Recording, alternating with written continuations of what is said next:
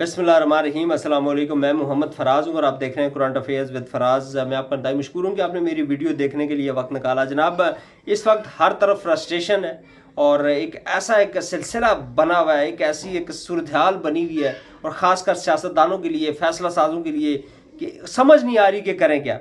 जिन लोगों के कंधों पर रखकर बंदूक चलाई गई वो लोग परेशान और इस्तीफे देने पर मजबूर। एक अलग सा एक प्रेशर उनके ऊपर आ रहा है क्योंकि अवाम ने ये 8 फरवरी को जो फैसला कर दिया है, ये पाकिस्तान की तारीख का एक ऐसा लम्हा था, एक ऐसा फैसला था कि जिसको कोई एक्सपेक्ट नहीं कर रहा था। किसी के वहमो गुमान में नहीं था कि पाकिस्तान की अवाम इस तरह का फैसला कर सकती है। लेकिन ये पाकिस्तान की तारीख में पहली दफ़ा हुआ कि नौजवान निकला, नौजवान ने अपनी जिम्मेदारी महसूस की और उस नौजवान ने वो जिम्मेदारी महसूस की जिस नौजवान को कभी लेना देना नहीं था इलेक्शन से।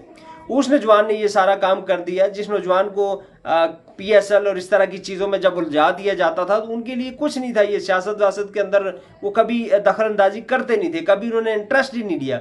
लेकिन ये पाकिस्तान की तारीख में पहली दफ़ा हुआ कि कोई एक्सपेक्ट नहीं कर रहा था, कोई फैसला साज जो एक्सपेक्ट नहीं कर रहा था, कोई सियासतदान इस चीज़ को एक्सपेक्ट नहीं कर रहा था कि पाकिस्तान के अंदर ये भी हो सकता है। लेकिन पाकिस्तानियों ने कर दिखाया और पाकिस्तान के नौजवानों ने कर दिखाया और एक ऐसा काम, एक ऐसा कारनामा सर अंजाम दिया कि अब सारे का सारा निज़ाम जो है मफलूज है एक तरह से और सोच रहा है, परेशानी में है और बड़े अजीबो गरीब से एक कश्मकश में है कि इस सूरत हाल से निकला कैसे जाए। जो चीफ कमिश्नर है, कमिश्नर रावलपिंडी थे, उन्होंने इस्तीफा दिया। ह्यूज प्रेशर और उसमें नो डाउट कि आप उनको बेशक आप पागल करार दें या आप उनको नीम पागल आप करार दें, वट आपका अपना एक कानून है और कानून वैसे भी अंधा होता है, आप जो मर्जी उनको करार दें। लेकिन एक बात हकीकत है कि वो बंदा बड़ा जो है वो इलेक्शन के अंदर इन था और इलेक्शन जब हो रहे थे तो बड़ा वो इंटरेस्ट ले रहा था सारी चीज़ों में। हालिया एक वीडियो उनकी सामने आई है जिसमें वो सारी तफसीलात बता रहे हैं।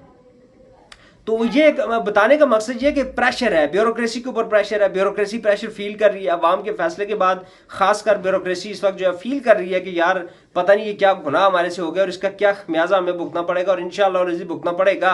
जेलम का जो कमिश्नर था उसने भी इस्तीफा दिया और वो सारी चीज़ें जो हुई हैं, जो कमिश्नर हजरात जो हैं 3 MQ के आर्डर्स पास करते रहे, गैर कानूनी आर्डर्स पास करते रहे और अंग्रेज़ के काले कानून के तहत आर्डर्स पास करते रहे, हमारा अपना तो कानून भी नहीं है, तो सारे के सारे इस वक्त प्रेशर फील कर रहे हैं। आज इस्लामाबाद हाईकोर्ट का बड़ा दबंग फैसला, जस्टिस बाबर सत्तार साहब का IG इस्लामाबाद और कमिश्नर इस्लामाबाद को गिरफ्तार करने का हुक्म दिया, जो कि बहुत बड़ा एक दिल जिगरे वाला काम उन्होंने किया। हाल तो ये इम्प्लीमेंट इसके ऊपर नहीं हो सकेगा क्योंकि ज़ाहिर है IG इस्लामाबाद और कमिश्नर इस्लामाबाद वो 2 पिलर्स हैं जिनके नीचे सारी पुलिस या मशीनरी काम करती है, तो वो कैसे इस तरह की जो एक्टिविटी करेंगे। लेकिन एटलीस्ट किसी जज ने ये हौसला तो दिखाया कि इस तरह का कमाल वो दे सकता है। लेकिन जनाब, ये तो मैं बात कर रहा था ब्यूरोक्रेसी की। अब आते हैं हमारे सियासतदानों की जानिब। ये एक ऐसा अनफॉर्चुनेट वाकया था उनके लिए, अनफॉर्चुनेट मैं सियासतदानों के लिए कह रहा हूँ, ये पाकिस्तानियों के लिए बड़ा खुशकिस्मत एक दिन था और एक बड़ा ज़बरदस्त एक फैसला पाकिस्तानियों ने किया और एक पहली दफ़ा ऐसा महसूस हुआ कि पाकिस्तानी एक कौम बन चुके हैं।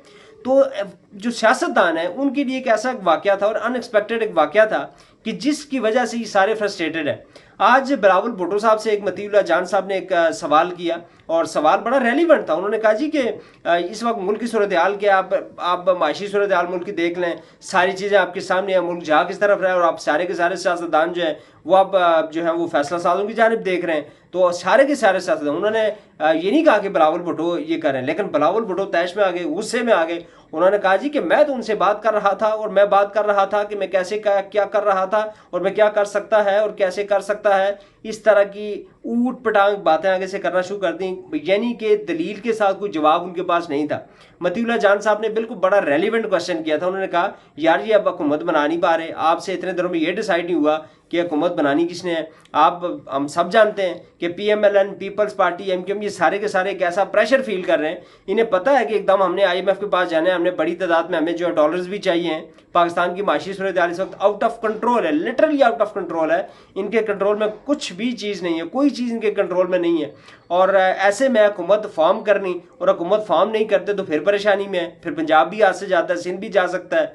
तो ऐसे में चीज़ें पॉइंट ऑफ नो रिटर्न की तरफ जा रही हैं। अगर तो ये एक आध दिन के अंदर ये फाइनल नहीं होता कि हुकूमत किसने बनानी है और कौन कौन सी जमातें जो इसमें शामिल होंगी, तो फिर चीज़ें पॉइंट ऑफ नो रिटर्न की तरफ जाएंगी। चूँकि कहीं ना कहीं ये फैसला तो ऑलरेडी है कि पाकिस्तान तहरीक इंसाफ को तो किसी सूरत हमने गवर्नमेंट में नहीं आने देना। तो जब पाकिस्तान तहरीक इंसाफ जो कि पाकिस्तान की सबसे बड़ी जमात है और वो हुकूमत बनाने की पोजीशन में भी है, अगर जाहिर है देखें एक बात तो तय है कि पाकिस्तान तहरीक इंसाफ को अगर उसका मैंडेट वापस कर दिया जाता है जो अवाम ने उसको दिया है, तो फिर तो पाकिस्तान तहरीक इंसाफ को किसी और की जरूरत नहीं पड़ती। फिर तो वो इलेक्शन जो उन्होंने अकेले जीत रही है वो हुकूमत भी अकेले बना सकते हैं, लेकिन ऐसा होने नहीं दिया जाएगा। पाकिस्तान तहरीक इंसाफ को कभी भी इतना एम्पावर नहीं किया जाएगा और उनको नहीं होने दिया जाएगा। हाल तो अवाम ने एम्पावर किया है, लेकिन सिस्टम के जो नोक झोंक है, सिस्टम की जो पेचीदगियाँ हैं, या सिस्टम जिस तरीके से रिएक्ट कर रहा है, सारे का सारा सिस्टम, चाहे वो स्टैब्लिशमेंट हो, चाहे वो हमारे सियासतदान हों, चाहे वो अदारे हों, चाहे वो ब्यूरोक्रेसी हो, सारे के सारे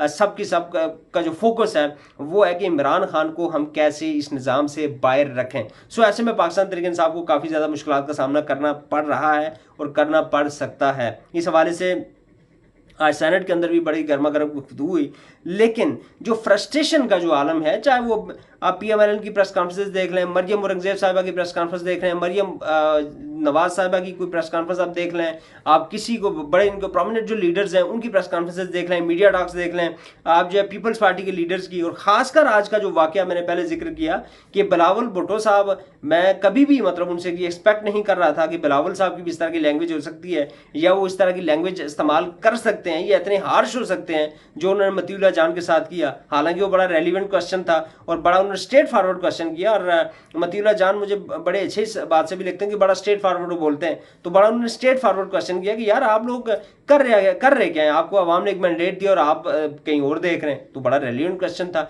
लेकिन इसके ऊपर बिलावल भुट्टो साहब की जो जुबान थी, उनका जो उसके ऊपर जो रिएक्शन था, वो ये चीज़ वाज़े तौर पर साबित कर रहा है कि पाकिस्तानियों ने वो काम कर दिया है कि जिसको ये लोग एक्सपेक्ट नहीं कर रहे थे, और इनका रिएक्शन और इनका जो जवाब देना, मीडिया को हैंडल करना, ये वाज़े तौर पर इशारा है कि पाकिस्तानियों आपने ये जंग जीत ली है।